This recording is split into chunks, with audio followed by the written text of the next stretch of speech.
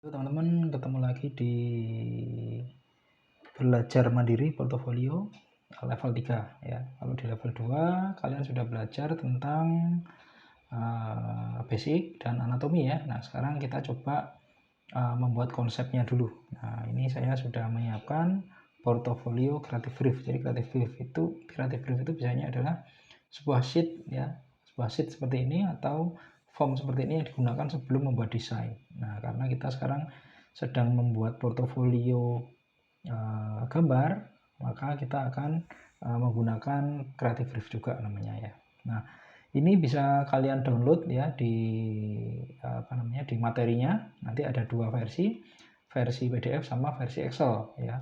Kalau kalian di PDF kalian bisa gunakan untuk yang mengerjakan langsung ditulis tangan seperti ini ya.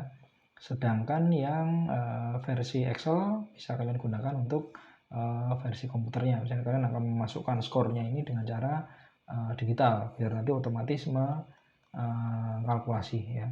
Cuman ada plus minusnya, kalau di komputer kan kita nggak sedang menggambar. Nah, kalau di sini kan kita menggambarnya fisik, lalu kita bisa menyandingkan ini dengan karya kita, lalu kita bisa analisa langsung atau kita buat simulasinya langsung dalam bentuk skor ini ya.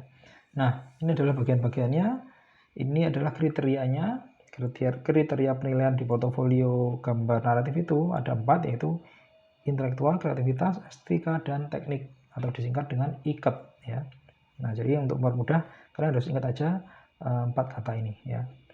Lalu di tiap kriteria ini dibagi ke dalam masing-masing 5 poin, 5 konsep ini. Nah, nanti kita akan membuat simulasinya. Ya, pertama kita akan membuat konsepnya, konsep karya kita. Yang kedua kita membuat simulasinya ya. Nah, pertama kita sedang mengerjakan simulasi atau membongkar soal portofolio SNBP tahun 2023 ya. Nah, soalnya adalah tentang timun mas ya. Timun mas ya. Ini karena spesial kecil ya. Saya persingkat aja. Di itu ada kata kunci timun mas, lalu ada raksasa, lalu ada penduduk, lalu ada rumah yang rusak, kemudian ada kejar-kejaran ya. Jadi raksasa mengejar timun mas ya. Ada hutan ya, settingnya di hutan, lalu ada kejaran.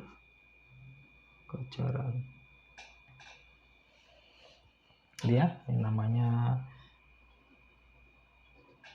terus nama saya misalnya ya. Nah, lalu pertama kali kita harus merencanakan di kriteria intelektual ini ya. Misalnya dengan ada contoh soal seperti ini, maka bagaimana kita menjawab soalnya ya. Nah, paling nggak kita harus tahu tentang cerita rakyatnya. Nah, jadi sebelum kita mengerjakan kita harus tahu tentang cerita rakyat tentang timun mas itu seperti apa. Nah, kemudian 5W1H. 5W1H itu misalnya buatnya apa? Misalnya ada hutan gitu. Hu-nya siapa? Timun mas. Lalu where-nya mana? Di mana? Di hutan. Oke, sorry, mungkin bukan hutan ya, tapi misalnya ada rumah. Nah, apa coret-coret karena memang ini gunanya untuk itu. Kemudian when-nya kapan? Misalnya malam gitu ya, atau siang gitu ya. Kemudian why-nya kenapa? Ada pengejaran gitu ya. Pengejaran oleh raksasa. Why itu alasannya kan, kenapa kok ada ini. Kemudian how-nya bagaimana how-nya? Nah, terjadi pengerusakan. Itu ya. Lalu jumlah. Nah, ini juga penting ya, kenapa ada pertanyaan jumlah objek, karena gambar suasana itu enggak hanya menggambar 1 atau 2 orang, maka harus kita sebutkan ya minimal misalnya kita 5 objek. Objeknya dalam hal ini manusia ya. Kemudian suasana. Nah, suasana seperti apa yang ditimbulkan dengan adanya ini gitu ya. Misalnya menegangkan,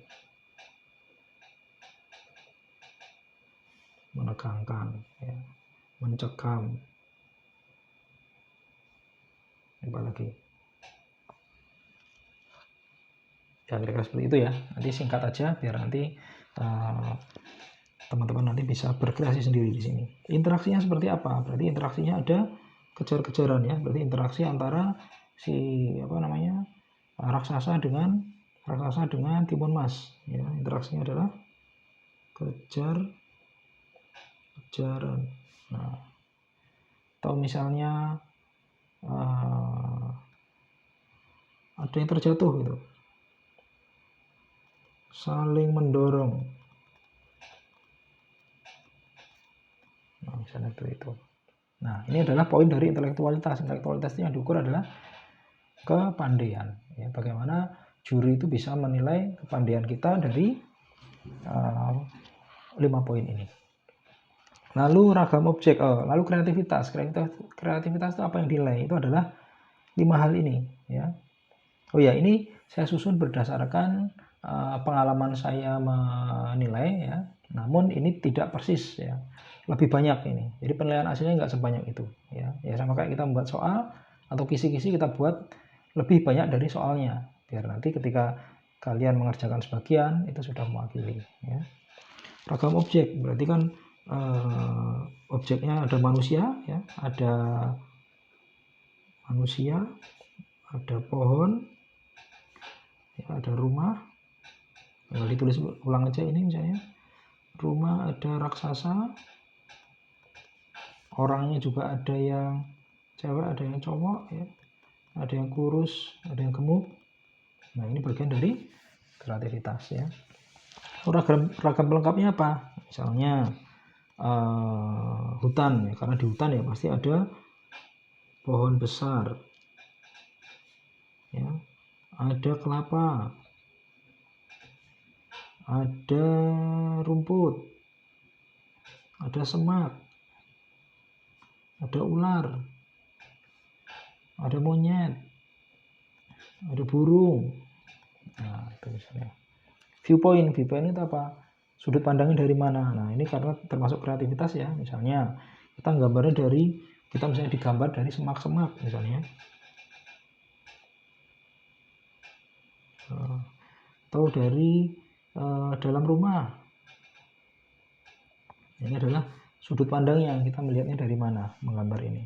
Kemudian focal point itu fokusnya. Misalnya fokusnya di robotnya atau di timun masnya. Nah, nanti bisa milih salah satu karena ini fokusnya di mana gitu ya. Lalu visual efeknya. Nah, ini ada efek apa? Misalnya karena sedang hujan, misalnya becek. Nah, misalnya jadi banyak genangan air misalnya. Atau sedang berasap. Ini atau ya, artinya nggak harus semuanya ada berasap. Ini enggak, tapi silakan nanti teman-teman bisa membuat sendiri ya. Dan sebagainya ya. Nah, lalu yang ketiga adalah estetika. Estetika itu apa? Nah, misalnya garisnya, hindari garis berbulu, yang tegas, yang bersih, nggak boleh ada kotoran-kotoran gitu ya. Bidangnya misalnya kita harus bisa menggambar lingkaran dengan benar ya, bisa membuat rumahnya dengan benar ya. Kalau bidangnya dalam bentuk segitiga tambah dengan prisma ya, kemudian ditambah dengan baloknya seperti itu kan jadi rumah ya. Kemudian elips, misalnya wajah manusia juga harus benar gitu ya. Lalu proporsi itu perbandingan apa misalnya manusia, proporsi itu biasanya manusia kepalanya jangan terlalu besar itu ya, tangannya jangan terlalu panjang ya. Proporsi robotnya, proporsi rumah dibanding manusia, jangan sampai rumahnya kecil orangnya besar ya. Komposisi apakah komposisi kita simetris, kanan kiri sama ya, atau asimetris. Nah, paling enggak kita list dulu ini ya. Lalu rana itu adalah bagaimana kita bisa memenuhi semua ruangan ya. Nah, untuk itu maka kita harus menyebutkan di sini misalnya pastikan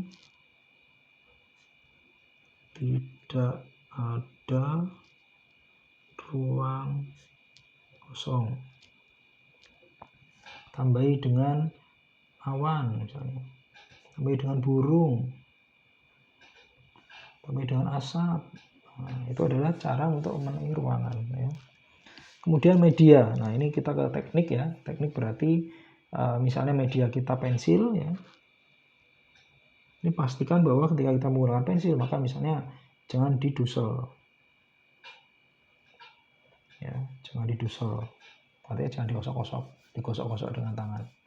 Itu sebenarnya bukan teknik pensil, itu adalah teknik self pastel atau grafit ya, atau charcoal. Terus karakter objek. Nah, di teknik ini kita harus bisa munculkan karakter objek. Misalnya ada batu, ya harus kelihatan batu.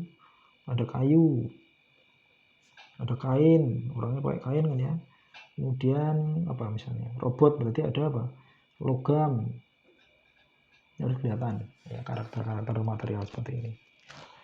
Rumput, tanah, air, bagaimana cara detail-detail ini gitu ya. Lalu efek 3 dimensi. 3 dimensi itu maksudnya ke ruangan ya, bagaimana menggambarkan volume ya.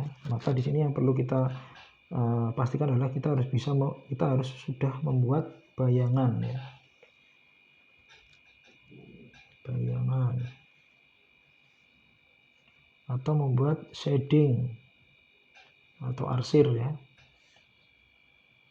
Surface permukaan, misalnya permukaannya kasar, berumput ya, maka beda dengan kalau permukaannya halus ya. Terus kain misalnya, kain atau bajunya kan dia juga harus ada efek 3 dimensinya.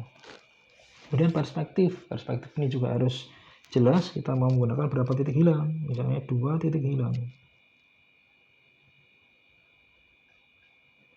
Nah, ini harus ditulis di sini biar nanti ketika kita membuat porto kita itu sudah punya catatan, jangan sampai ini kelewatan karena ini adalah bagian dari poin, bagian dari skor ya. Lalu sudut pandangnya mau sudut pandang apa? Misalnya mata normal. Mata normal itu berarti manusia ya. Kemudian ada mata burung. Ada mata katak ya. Nah, seperti itu. Oke, ini adalah materi tentang bagaimana cara kita membuat portfolio brief ya. Jadi kita sekarang sedang membuat konsepnya dulu berdasarkan kriteria sehingga kita nanti akan memvisualisasikan apa yang sudah kita tulis ini. Oke, selanjutnya kita akan membuat simulasinya. Bagaimana kita membuat simulasi skor ini ya. Nanti kita akan menggunakan salah satu contoh gambar yang akan saya ambil dari internet lalu nanti kita beri skor ya. Oke, mungkin itu dulu aja. Terima kasih. Sampai ketemu di materi selanjutnya.